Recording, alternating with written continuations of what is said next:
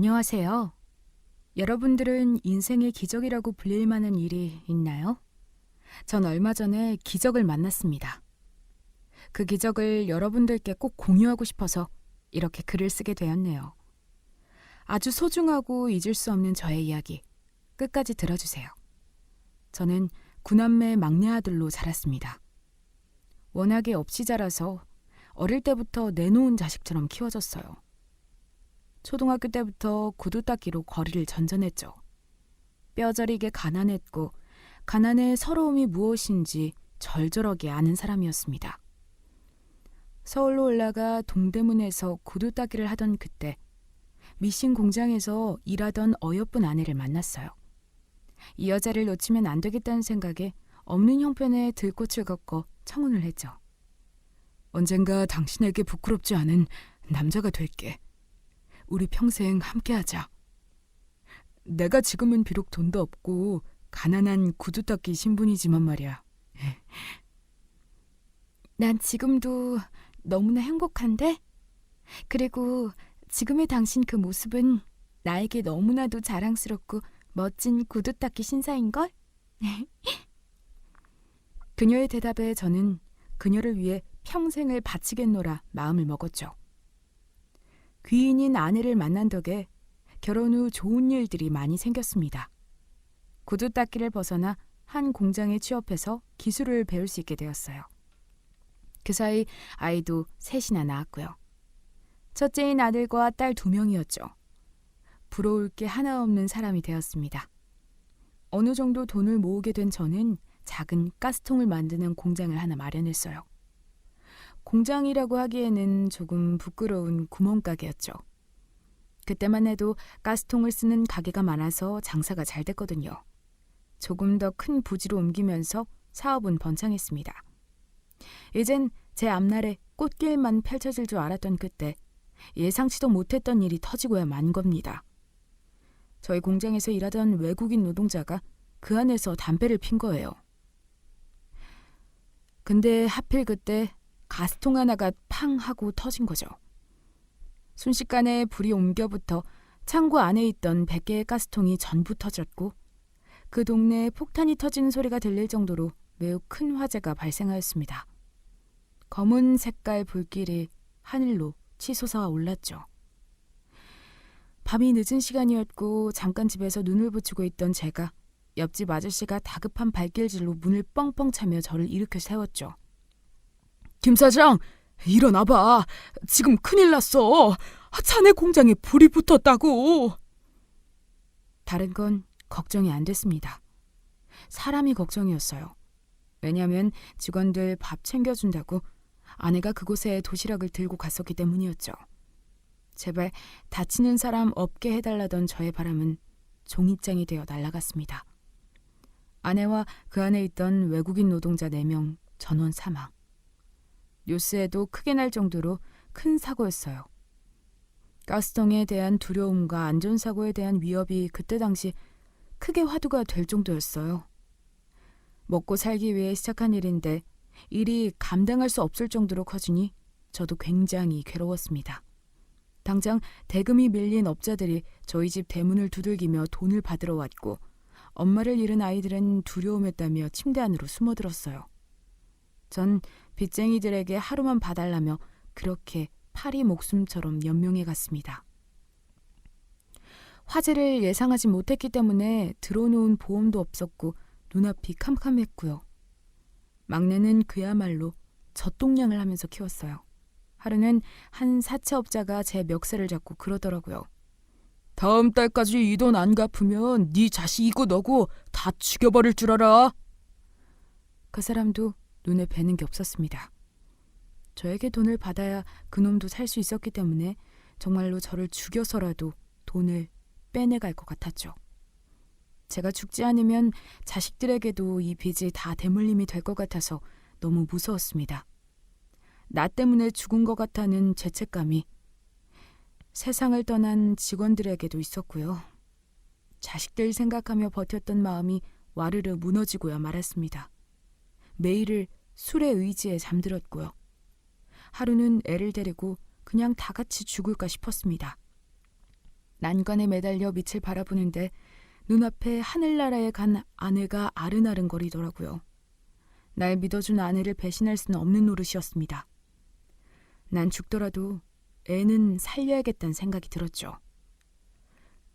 시온아, 하늘아, 혜윤아, 아빠가 딱 3년 뒤에 너네들 찾으러 갈게. 아빠가 이 빚 다 갚고 우리 가족 다시 뭉칠 수 있게 열심히 일하고 그렇게 너희들한테 다시 나타날게.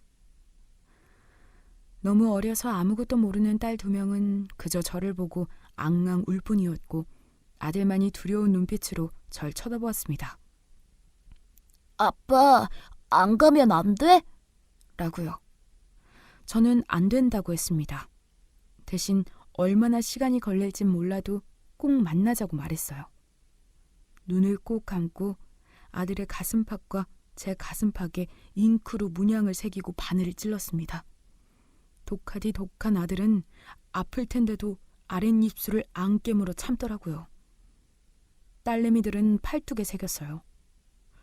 우리 가족 만약에 멀리 떨어져서 찾을 수 없게 되었을 때 이 문신에 의존해서 다시 만나는 거야. 알겠지? 그렇게 전 자식들을 보육원에 두고 왔습니다. 입양 보내지 말라고 했어요. 사정이 어려워서 3년 뒤에 찾아올 테니 약속해달라고 했죠. 보육원 원장은 알겠다고 했습니다. 아이들을 두고 나오자마자 집에 빚쟁이들이 들이닥쳤네요. 김 사장, 우리도 기다리는데 한계가 있어. 언제 돈 갚을래? 진짜 다 죽여버리는 수가 있어. 마른 오징어 쥐어짠다고 물이 나오나요? 저에게도 시간이 필요합니다요. 이렇게 될 줄은 저도 몰랐어요. 좀만 기다려주세요, 제발. 언제까지 기다려야 하는데? 네 자식 새끼들만 반 먹이면 다야? 다 죽여버릴 거야, 어? 제 집에 있는 모든 물건들을 깨트리고 부셔버렸습니다. 자식들 어딨냐고 찾으면 다 저승사자 만나게 해주겠다고 고함을 질렀죠. 보육원에 아이들을 두고 온 후에도 잠시 눈앞에 펼쳐진 광경을 보니까 너무나도 두고 오길 잘했다 싶었습니다. 보육원에 맡겨서 그 빚쟁이들은 저희 아이들을 찾을 수도 없었어요. 빚을 갚다 보니 아이들에게 약속한 것보다 2배의 시간이 흘러버렸습니다. 3년 뒤엔 꼭 찾으러 가겠다는 약속을 세월이 흘러 6년이라는 시간이 흘렀죠. 그 사이에 보육원의 외관도 많이 바뀌었고요. 빚은 여전히 있었지만 시간이 더 흘러가면 평생 아이들을 볼 수 없을 것 같다는 직감에 전 그곳으로 향했습니다. 아이들 다 입양 갔어요. 좋은 가정에서 크고 있습니다. 저를 본 원장님의 첫 마디였네요. 제가 입양 보내지 말라고 했잖아요. 찾으러 온다고요. 우리 아이들 어디로 입양 갔는데요? 예? 그 당시에는 보육원에서도 돈이 필요했기 때문에 아이들은 해외에 입양 보내고 정부에서 보조금을 받는 형식으로 수입원을 마련하기도 한 것 같더라고요. 저희 아이들도 그래서 해외로 입양을 간 거였죠. 부모가 뻔히 살아있는데도 말이죠. 분통이 터진 저는 내 새끼를 내가 왜 못 보는 거예요? 약속을 했으면 지켜야 하는 거 아닙니까? 이제 좀 숨통이 트여서 애 찾으러 왔더니 이게 무슨 마른 하늘의 날벼락 같은 소리예요. 저를 위아래로 쳐다본 보육원 원장은 아버님, 여긴 유치원이 아니에요. 그렇게 애들이 소중했으면 죽이 되든 밥이 되든 옆에서 끼고 살 것이지. 여기가 어디라고 큰 소리를 내시는 거예요? 나가세요. 그 소리에 저는 할 말을 잃었습니다. 진짜 제가 할 말이 없더라고요. 애들 앞에서 죄인인 제가 이제야 큰 소리를 내는 게 부끄럽더군요. 그래, 차라리 미국에서 좋은 가정에서 나 같은 부모 말고 많이 배우고 똑똑하고 유복한 부모 밑에서 자라는 게 그 아이들한테도 좋을 거야. 마음을 다르게 먹었습니다. 그저 먼 나라에서 행복하게 잘 살 거라고 믿는 수밖에 없었어요. 그 후로 저는 거의 10여 년간 아이들을 그리워하며 일했습니다. 다행히 좋은 곳에서 저를 받아주셨어요. 서울을 떠나 땅끝 마을로 내려가 수산 공장에서 일하게 되었죠. 차라리 마음은 편했습니다. 아무도 날 모르는 곳에서 유유자적하게 일만 하며 바쁘게 몸을 움직이는 게 생각을 비우는 데도 좋더라고요. 동네 사람들은 저보고 뭘 하다가 이 나이까지 결혼도 못하고 자식도 없는 거냐며 측은하게 바라보았어요. 아니, 사진 멀쩡해서 여자 한 번 못 만나고 서울에 있던 양반이 어쩌자고 이 시골까지 내려온 거람. 아유, 낙해서 어쩌나. 여기 영숙이 삼촌 알지? 그 양반은 해외에서 아내를 데리고 온 모양이더라고. 동남아였나 베트콩이었나? 자네도 그렇게 해서 가정을 꾸려보는 게 어떻겠나? 전 괜찮습니다. 아휴, 내가 보기에 안타까워서 그래. 혼자서 늙어 죽을 생각하면 서럽지 않아? 너털 웃음을 지으며 가슴 쓰린 과거들을 마음속에 묻어두었네요. 공장 화재로 하늘나라에 간 아내와 보육원에 버릴 수밖에 없었던 아이들에 대한 이야기를 그 동네 사람들에게 차마 어떻게 이야기할까요? 그냥 저만 알고 있는 이야기로 마음속에 담아두는 수밖에요. 바닷가 근처 마을에서 한 수산물 공장에 저는 생선 다듬는 일을 했어요. 사장님이 저를 좋게 봐주셔서 숙소 또한 내어주셨죠. 저와 함께 일하는 대부분의 노동자들은 외국에서 왔습니다. 10수년 전 제 밑에서 일하다가 사고로 죽었던 동료들이 생각나 그들에게 저는 잘해주었네요.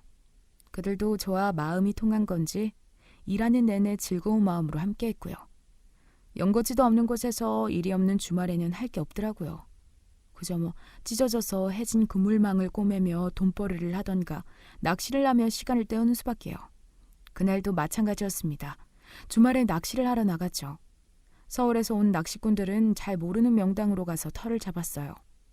의자에 앉아서 신선한 바람을 맞으며 고기를 낚아내고 있는데 어디서 시끄러운 소리가 들리더라고요. 사람 살려! 여기 물에 사람이 빠졌어요. 누가 좀 구해봐! 동네 아주머니 목소리였습니다. 저는 두리번거리며 사람들이 모인 해안가 쪽으로 다가가니 정말로 사람이 물에 빠져 있더라고요. 아니, 어떻게 된 거예요? 처자가 물에 뛰어들었어. 아이고, 이를 어쩐담. 자네가 가서 좀 구해봐. 전 수영을 못했습니다. 동네에 수영할 수 있는 남자들은 다들 고기 잡는 배를 타고 바다에 나간 상황이었거든요. 그 현장에서 유일하게 건장한 남자였던 저는 안절부절 못했어요. 할머니들은 고함을 치며 저보고 들어가라고 난리치더라고요. 저는 어릴 적 물에 빠져서 죽을 뻔한 경험이 있기 때문에 물속이라면 죽어도 들어가기 싫어했거든요. 바라보는 건 좋지만 그 안에 들어가는 건 또 다른 일이었습니다. 할머니 한 명이 제 등을 팍 밀치면서 떠밀더라고요. 바닷속으로요. 본인들도 처자가 그 안에서 죽어가니 답답해서 저라도 밀쳐 사람을 구해보려는 요령이었던 것 같지만 그 순간 저는 화가 치밀어 오르더라고요. 할머니, 사람을 왜 밀쳐요? 그렇게 구하고 싶으면 할머니가 들어가세요. 으휴, 저 미련 곰탱이. 자네는 등치만 크면 뭐하나. 할 줄 아는 게 하나도 없는데 다 큰 남정네가 되어서 말이야. 아휴, 저걸 어쩐담.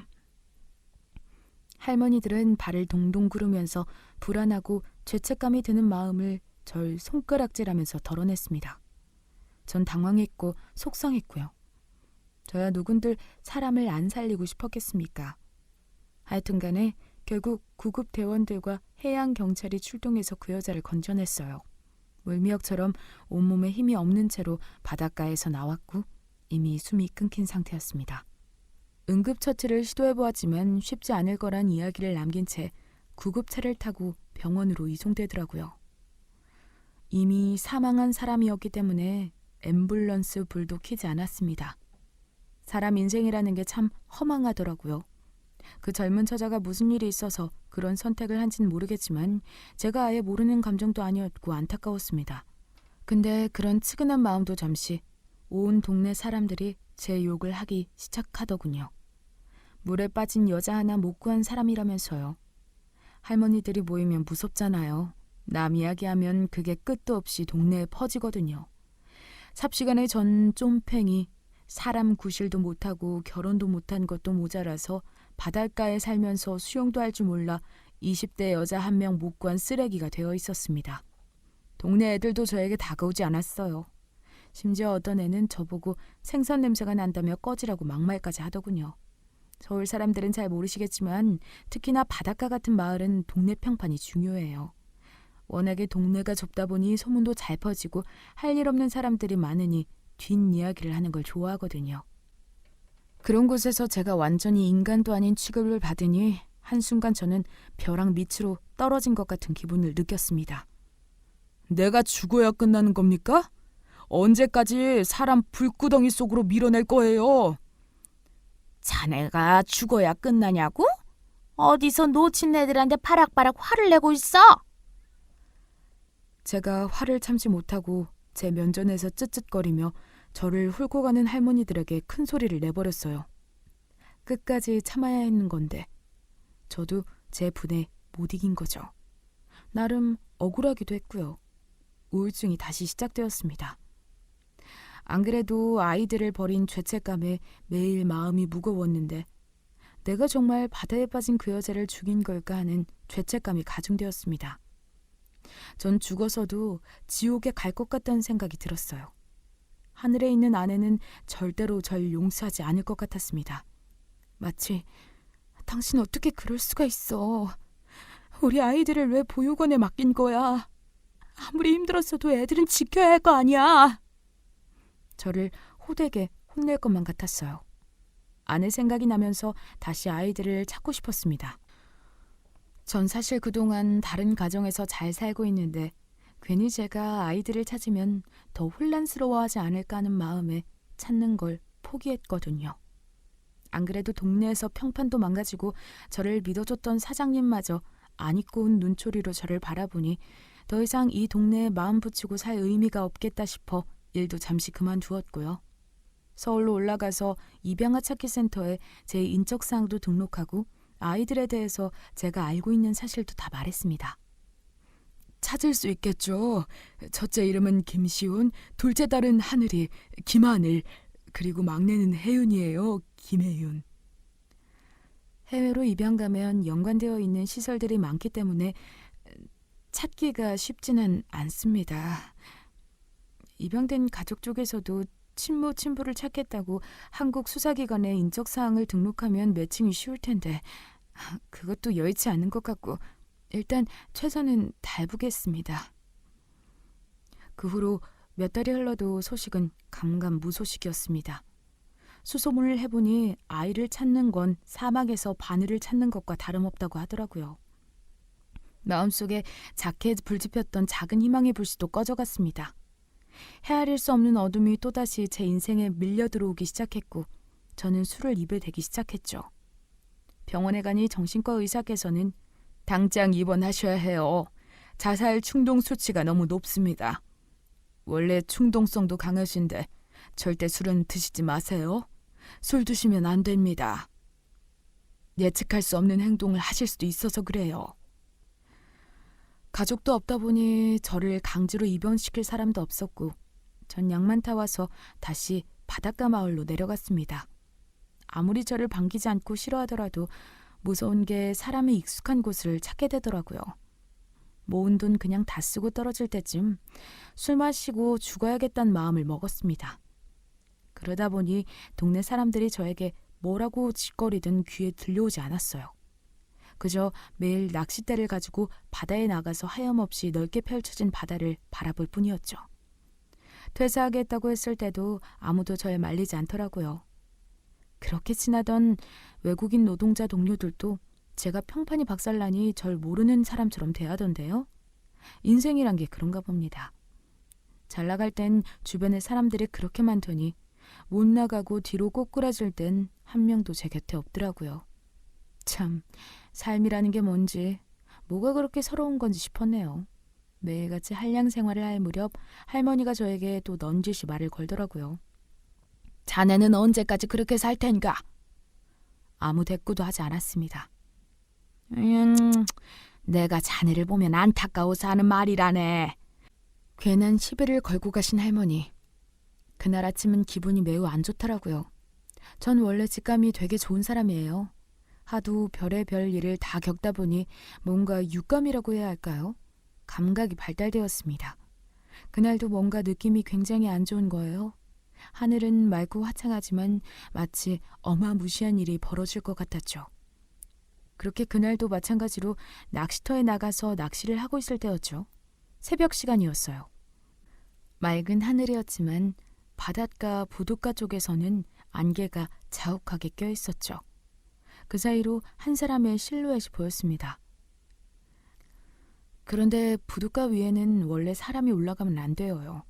워낙에 위험하기도 하고 혹여나 발이라도 헛디디면 구조하는 게 무척이나 어렵고 매우 크게 다칠 확률이 높기 때문입니다.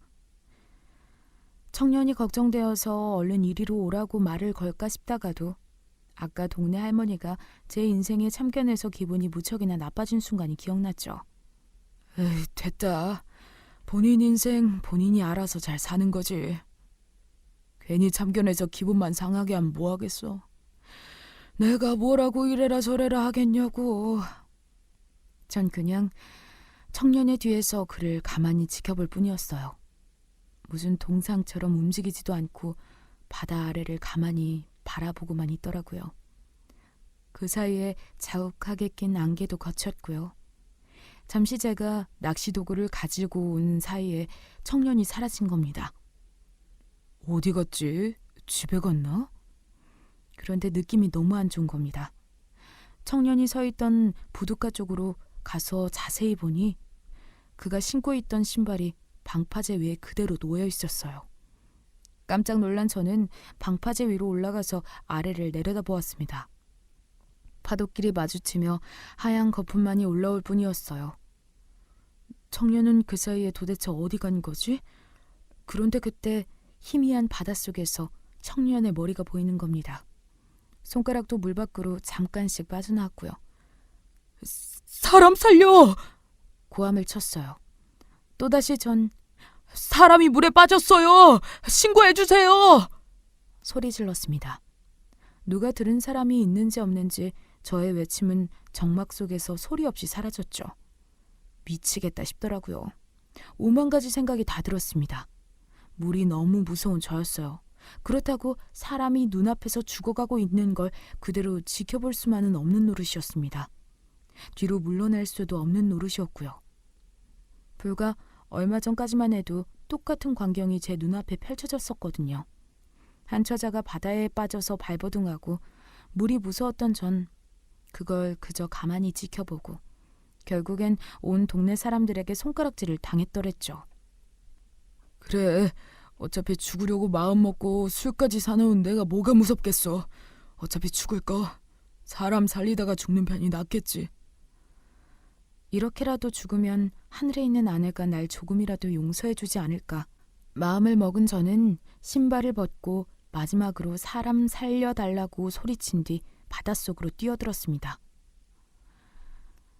물과의 마찰로 아픈 것도 잠깐 정신을 잃은 저는 어떠한 느낌이 번쩍 눈이 떠졌어요. 꼬르륵 숨을 내뱉으며 눈을 떠보니 제 앞엔 그 청년이 정신을 잃어 점점 아득한 바다 밑으로 빨려 들어가고 있었습니다. 안간힘을 내서 그 청년의 손을 탁 잡았어요. 그 순간 저는 인생에서 느껴보지 못한 엄청난 느낌을 느꼈습니다. 마치 거대한 무언가와 하나가 된 느낌이었어요.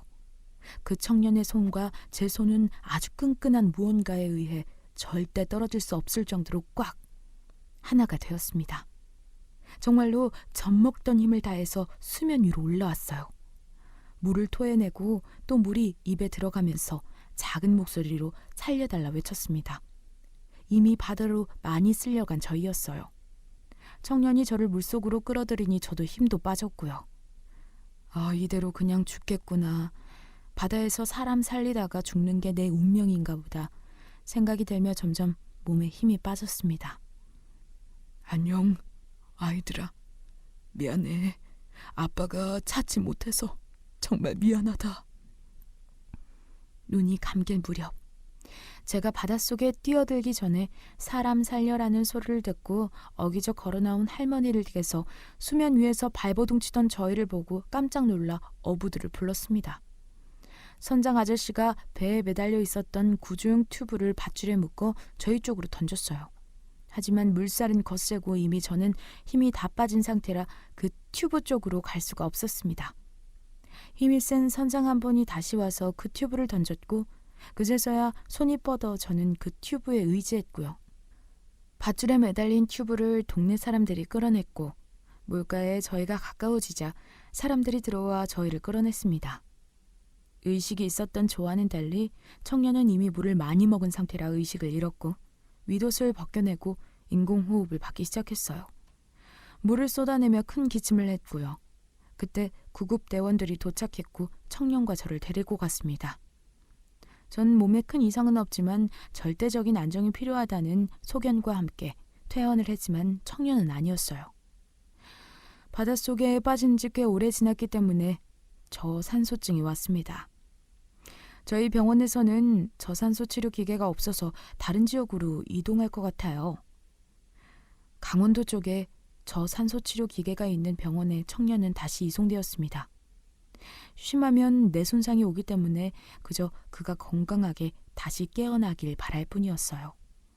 마을 사람들은 더 이상 저에게 손가락질하지 못하더라고요.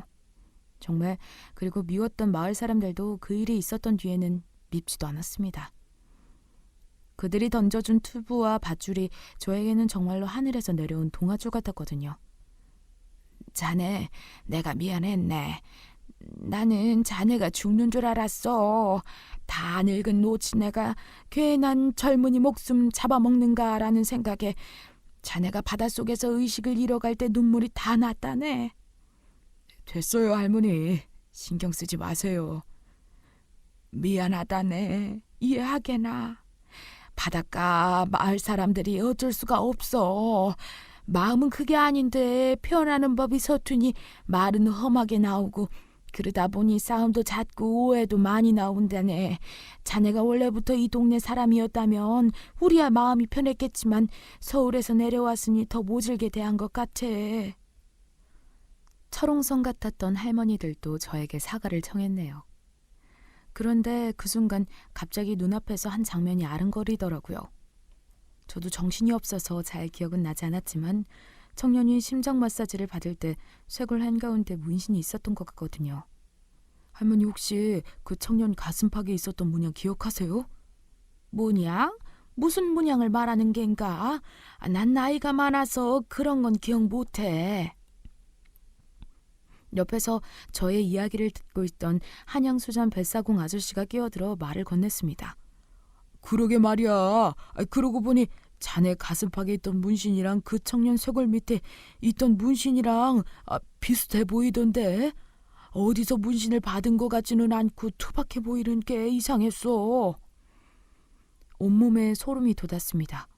가슴 속 문양 뭐지? 하는 마음이 들었어요. 청년의 얼굴을 자세히 본 것도 아니고 워낙에 경황이 없었던 상황이었기 때문이었죠. 설마 아들을 여기서 만나겠어? 아닐 거야. 말도 안 돼. 저는 기억을 잊어버려 며칠을 그저 집에서 지냈습니다. 그럼에도 불구하고 자꾸 머릿속에 그 청년이 떠오르는 거죠. 그래, 어쩌면 내가 그토록 찾았던 내 아들일 수도 있어. 한번 찾아가 보자. 그리고 내 사정을 말해보자. 저는 수소문 끝에 그 청년이 입원해 있다는 병원을 찾았습니다. 의료진은 저에게 만남을 말렸어요. 지금은 절대 안정을 취해야 하는 시기고 뇌가 깨어난 지 얼마 안 된 시기예요. 안정화되고 다시 찾아와서 이야기 나누세요. 저는 몇 날 며칠이라도 아니 몇 년이라도 기다리겠다고 했죠. 다행히 젊은 청년은 나이 덕분인지 금방 정상 궤도로 상태가 돌아왔어요. 드디어 그를 만난 저는 그의 눈동자를 보자마자 알 수 없는 확신이 들었습니다. 처음 제대로 본 얼굴이었지만 이상하게 아주 옛날부터 알고 있었던 사람 같다는 느낌이 들었죠. 청년을 구한 사람이라고 말하니 감사하다고 고개를 숙이더라고요. 하고 싶은 말이 있다고 한 뒤 경찰에 이야기를 꺼냈습니다. 사건 담당 경찰관한테 들었어요. 자네가 사는 게 힘들어서 극단적인 선택을 했다고요. 주머니에서 발견된 유서 속에서도 무연고자니 죽는다면 화장해서 아무데나 뿌려달라고. 무연고자. 저도 사실은 어찌 보면 무연고자입니다. 아들과 딸이 있는데 가정 형편으로 인해 어쩔 수 없이 보육원에 맡겼거든요. 보육원이라는 말이 나오자 청년의 눈이 커졌어요. 몇 년간 자식들을 찾으려고 노력했지만 쉽지 않았어요. 아주 어릴 때 우리 딸 아들한테 저와 같은 문양을 몸에 새겼던 기억이 있어요. 그런데 동네 사람들부터 청년의 가슴팍에 저와 비슷한 문양의 문신이 새겨져 있다는 이야기를 들었거든요.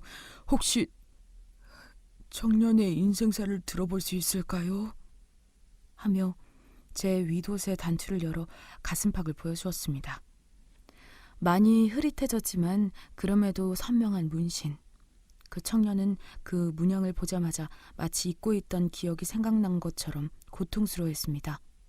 나가라고 하더라고요. 막 저를 보고 소리쳤어요. 당신이 내 아빠라면 다시는 보지 않을 거니까 일단 나가요. 어릴 적 기억을 꺼내는 게 너무 힘드니까 나가라고요. 고래고래 소리쳤습니다. 소란스러운 소리가 들려오니 간호사들이 병동 안으로 들어와 저를 데리고 나갔고요. 나중에 의료진들을 통해 들어보니 그 청년이 굉장히 어릴 적에 고생하고 한국에 와서도 각종 괴롭힘과 폭행을 당한 탓에 삶의 의미를 잃어버리고 죽음을 선택한 것 같다는 이야기가 들려오더라고요. 어쩌면 제가 자식들을 찾고 싶다는 마음은 저의 죄책감을 덜기 위한 저만의 욕심일지도 모르겠다는 생각이 들었습니다. 혼란스러웠어요. 혼란스럽고 굉장히 힘들었습니다. 건너 그 청년에게 조심스럽게 부탁해서 유전자 검사 결과를 의뢰하였고 친자식일 확률이 99.9%라는 통지서를 받고서야 저는 대성통곡을 했어요. 그 컴컴한 바닷속에서 그 청년을 보고 손을 잡았을 때 잊혀지지 않았던 강렬한 감정을 어쩌면 핏줄이라서 그럴 수도 있었겠다는 생각이 들었습니다. 전 다시 한번 용기 내서 그 청년을 찾아갔어요. 가자마자 냅다 무릎을 꿇고 머리를 땅에 박았어요. 아빠가 다 미안하다고요. 그리고 너무 어릴 때라 아빠의 심정과 상황을 이해하지 못하고 원망했을 우리 아들을 위해 모든 걸 설명했습니다. 공장의 화재부터 시작해서 빚쟁이들이 찾아와서 자식을 죽여버리겠다는 협박까지. 그리고 사실은 너희를 찾아갔는데 그땐 이미 입양을 해외로 간 상태라 더 이상 찾을 수 없었다는 이야기까지요. 아들은 제 이야기를 듣더니 화를 내더군요. 난 당신을 원망해. 내 눈앞에서 당장 꺼져. 내가 당신 때문에 얼마나 힘든 인생을 산 줄 알아? 그런 사정이 있다고 해서 자식을 버리는 게 말이 돼? 3년 있다가 온다며. 거짓말쟁이. 당신 때문에 내 인생은 지옥불에 떨어졌어. 내가 얼마나 힘들었는지 아냐고. 미국에 입양을 갔었대요. 그런데 그 입양 부모들이 알고 보니 아이를 교묘하게 학대하거나 유린해서 미국 당국에 신고가 되었고 그래서 아들은 또 다른 미국 내의 보육원에 들어갔다고 합니다. 그 안에서 인종도 다르고 영어도 못하니 애들 사이에서 또 괴롭힘을 당했나 봐요. 미국의 괴롭힘은 한국과는 차원이 다를 정도로 굉장히 심각하고 강했나 봅니다. 폭행은 물론이요. 노예처럼 사람을 부려먹고 괴롭히는 게 사람을 벼랑 끝까지 내몰 정도로 심했던 거죠. 미국에서 대학도 못 나오고 길거리를 전전하며 살다가 한국으로 들어왔나 봅니다. 그곳에서 영어 강사를 하기엔 영어 실력이 부족하고 대학도 나오지 못했고 애매한 스펙으로 공장을 전전하며 산 거죠. 어느 날 이젠 동생들을 찾아야겠다고 생각이 들었나 봐요. 수소문 끝에 캐나다 쪽으로 입양 간 막내 동생을 찾았지만 이미 한 달 전에 우울증으로 극단적인 선택을 한 뒤 생을 마감한 뒤였다고 합니다. 동생을 늦게 찾아 살리지 못했다는 죄책감과 사회와 세상에 대한 분노로 죽음을 결심한 거였대요. 그래서 멀리 떨어진 땅끝마을까지 내려와서 죽으리라고 마음 먹은 거였습니다. 이게 무슨 운명의 장난인 건지 그곳에서 친아버지인 제가 살고 있었던 거고요. 하늘의 장난이 아니라면 이 상황을 설명할 수가 없는 상황이었어요. 아들은 분노를 토해냈습니다. 막 저에게 소리 지르고 때리고 안에 있는 물건들을 다 부시고 고함 지르고. 하지만 전 하나도 아프지 않았어요. 그냥 맞아 죽어도 좋을 정도로 아들에게 미안했고 너무나도 죄책감이 들어서 하염없이 울었습니다.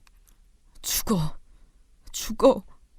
당신 때문에 내 동생도 죽었으니까 당신도 죽으라고 제발. 그렇게 저에게 몇 시간 동안 분노를 쏟아낸 아들은 갑자기 닭똥 같은 눈물을 뚝뚝 흘리기 시작했어요. 분노가 지나가고 슬픔과 한서리는 마음이 올라왔나 봐요. 나 사실은 당신, 아니 아빠가 너무 그리웠어. 아직도 기억나.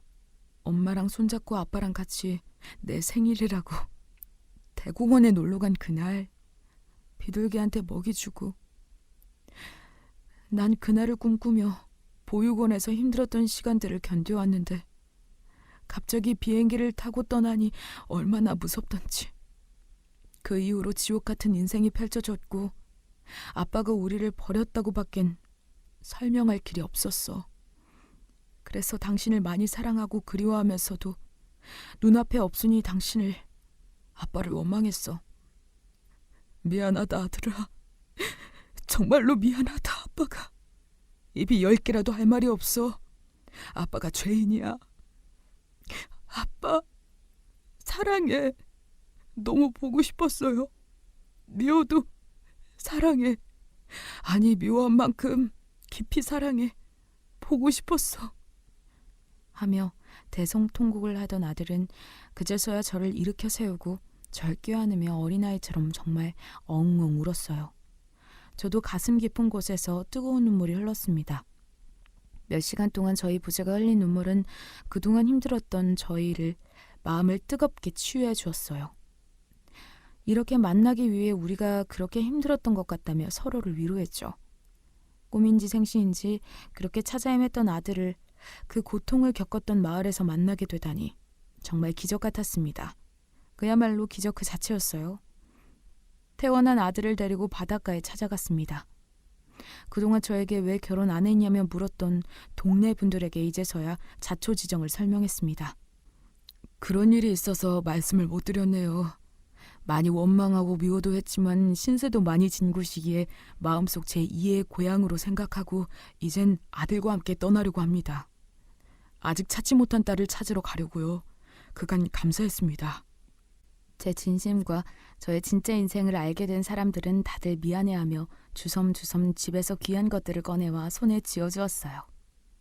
저를 그렇게 타박하던 해녀 할머니들은 귀한 전복이며 말린 가자미며 손주 오면 주려고 냉동실에 숨겨둔 고기까지 건네주었고요. 제 속도 모르고 절 하대했었던 공장 사장님께서는 미안하다며 제 손에 퇴직금이라며 두둑한 현금도 쥐어주셨고요. 친하게 지냈던 외노다 친구들도 사과와 함께 뜨거운 포옹으로 저와 아들을 안아주었습니다. 저는 아들과 함께 서울로 올라갔습니다. 경찰서에 가서 입양아 찾기 부서에서 유전자 등록도 했고 아들의 기억을 더듬어 딸들이 입양 간 입양처와 시설 기관들도 수소문했고요. 아직도 둘째 딸은 찾지 못했지만 시간이 걸릴 뿐이지 반드시 찾을 수 있을 거란 희망을 잃지 않고 있어요. 아이의 팔뚝에 새긴 그날의 흔적은 없어지지 않을 테니 이 글을 읽으시는 해외 동포 여러분들의 목격담을 통해서라도 찾을 수 있지 않을까 하는 신랏 같은 희망을 가지고 이렇게 글도 쓰게 되었고요. 서울로 올라온 저와 아들은 일자리를 찾았어요. 아들은 배달 일을, 그리고 전 수산물 시장에 아르바이트로 취업을 했고요. 힘든 일이었지만 아들과 함께 한 집에서 살 수 있다는 사실이 저에겐 그저 행복 그 자체였습니다. 아주 고되고 힘들었던 나날들. 왜 신이 나에게 이런 고통을 주는지 몰랐지만 지금 이 순간 꿀맛 같은 감사함을 느끼라고 그런 일들을 겪은 것 같습니다. 아직은 찾아야 할 존재들이 남아있지만 반드시 하늘나라에 가기 전에 딸내미를 찾으려고요. 좋은 소식은 주말마다 동네 교회를 다니던 제 아들 시온이가 너무나도 착하고 현명한 여자를 만나 결혼을 하게 되었네요. 며느리가 될 그 아이도 어릴 적 부모님을 여의고 할머니 손에 살다가 할머니마저 돌아가셔서 혼자 열심히 살아온 것 같더라고요. 얼마나 열심히 살았던지 부모님의 지원도 받을 수 없는 환경에서 교대에 들어가 번듯한 직업을 가진 교사가 되었답니다. 참 감동적이더라고요. 아들이 그러더군요. 아빠, 한국에 들어온 것도 어쩌면 필연인 것만 같아. 계속 미국에 있었더라면 아빠를 만날 수도 없었을 거고 아내도 마찬가지였을 거야. 난 이제 내 인생을 환영하고 너무 사랑해. 이젠 행복해. 하나도 부족함 없이 빠짐없이 너무 완전함을 느껴. 자식이 행복하다는 소리를 듣는 게 부모한테 이렇게 행복한 일인지 몰랐네요. 우리 아이 결혼식장에 상주석에 제가 앉을 수 있게 되어 너무나도 영광이고 감사했습니다. 아들 녀석은 이제 집에서 나와 새 신부와 함께 꾸려나갈 집에서 새 삶을 살고 있네요. 저와 아들 소식을 들은 지자체 몇몇 곳에서 후원을 해주셨고 아들은 못다한 학업을 다시 시작하게 되었습니다. 배달 일도 하면서 공부하는 게 쉽지는 않을 텐데 더 멋지고 든든한 가장이자 멋진 아내의 남편이 되고 싶다면 시작했네요. 전 그런 아들이 너무나도 자랑스럽고 멋있습니다. 제가 이 글을 쓴 이유는 지금 우리 아들처럼 힘들게 삶을 살고 있는 청년들이 너무나도 많다는 것을 알고 있어요. 그런데 하물며 부모 없이 사회에 홀로 나와 자립하는 우리 자립 청소년들은 얼마나 힘들겠습니까? 어른인 저도 사는 게 녹록지 않은데 말이죠. 그래서 우리라도 이 글을 읽고 있는 제 동년배들이라도 청년들에게 관심을 가져다주고 힘든 일이 있으면 귀 기울여주고 그들을 믿어주자고 말하고 싶어 이렇게 글을 쓰게 되었어요. 그리고 혹여나 죽음을 생각하고 있는 분이 있다면 죽지 말아요. 반드시 희망은 있더라고요. 제 인생을 보세요. 정말로 죽음 끝에 죽지 말아야 할 중요한 이유가 나오더이다. 혹여나 저의 이야기가 지금 힘든 가시밭길을 걷고 있는 분들에게 도움이 되지 않을까 싶어 이렇게 글을 쓰게 되었네요. 사실은 지금 죽어도 여한이 없지만 아직 찾지 못한 둘째 딸을 다시 만나는 그날까지 힘내서 전 또다시 앞으로 정진하려고 합니다. 여러분들 길고 긴 제 사연 끝까지 들어주셔서 감사합니다. 서로 사랑 주고받으며 우리 한번 행복하게 살아봐요. 감사합니다. 오늘도 행복하고 건강한 하루 보내시길 진심으로 기원하겠습니다. 그리고 혹여나 해외에 살고 있는 한국인 분들을 알고 계시다면 제 사연이 담긴 이 영상을 많이 공유해 주셨으면 좋겠어요. 어떻게 기적이 생길지 모르니까요. 그리고 입양아 찾기 센터에 유전자 등록해야 사람을 찾기 쉽다는 정보도 꼭 좀 공유해 주셨으면 좋겠네요. 여러분들의 그 관심과 행동이 저에게는 너무나도 큰 역할이랍니다. 그럼 송구스러운 마음을 뒤로하고 전 이만 여기서 사연 마치겠습니다. 감사합니다.